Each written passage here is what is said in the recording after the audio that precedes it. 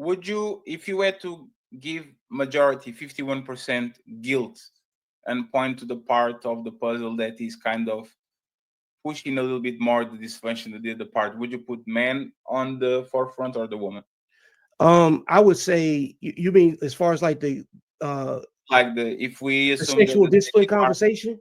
if we assume that the dating market is trapped, actually let's go with that. Let's go with the sexual discipline, right? Like which part would you think is more guilty when it comes? Okay, let's base it off of this. Who has the most children out of wedlock with the most with the opposite partner? Is it men or women? Women. And they're having sex with the same guys, right? And most men don't have children.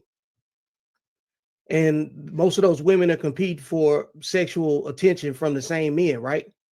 Blackdemographics.com says women have over 1 million more kids than black men do. Okay, so the numbers that I know is that 75% of women have their children out of wedlock with 16% of men. So that's a 5-to-1 ratio. So the numbers say that the women have more responsibility in that, because unless men are just running around and taking vagina from women all over the place and making babies, that sounds like the onus is on the women that's choosing the men.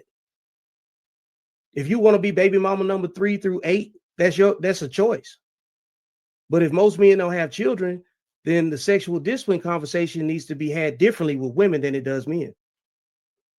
And in the men that are single fathers make up half of what, you know what I'm saying, the women that make up only a percentage of what the weight of the single mothers are.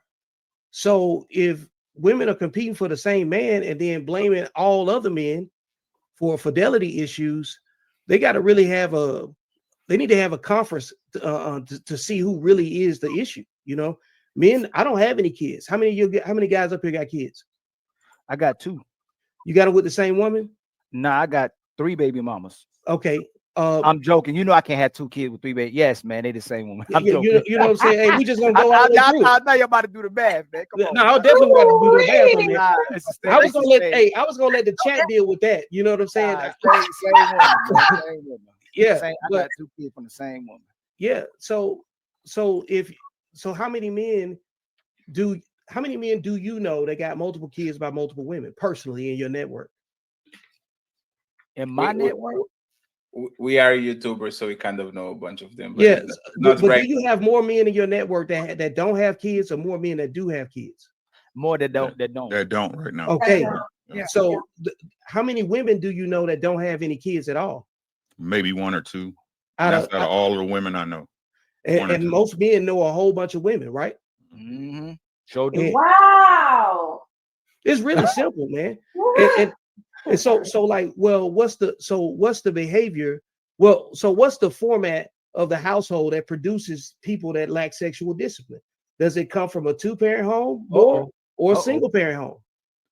It's a single parent home. No, that's the data. The data show you when you go, if you look at the data, the least amount of teen pregnancies, psychological, social, cognitive issues the least of it come from 2-parent with the father in it. When the mothers go ahead, Ann. The reason why I said was because it matters if the father or the person who's a second person is a biological father. If it's a stepfather or just someone mom's dating, still, I think that has impact. But I'm just adding, like, the biological father needs to have but the data isn't even close. Most men don't have children. Right. And that's just a byproduct. You know what I'm saying? It's a byproduct. So the conversation is really limited to 16% of men. Wow. Only 25% of men are married. Over 50% of men don't have children. Some of the last data that I saw. So we need to package this conversation up with the men that have children first. But aren't girls raised to be mothers from the very beginning? Isn't that like it's included in your toys? It's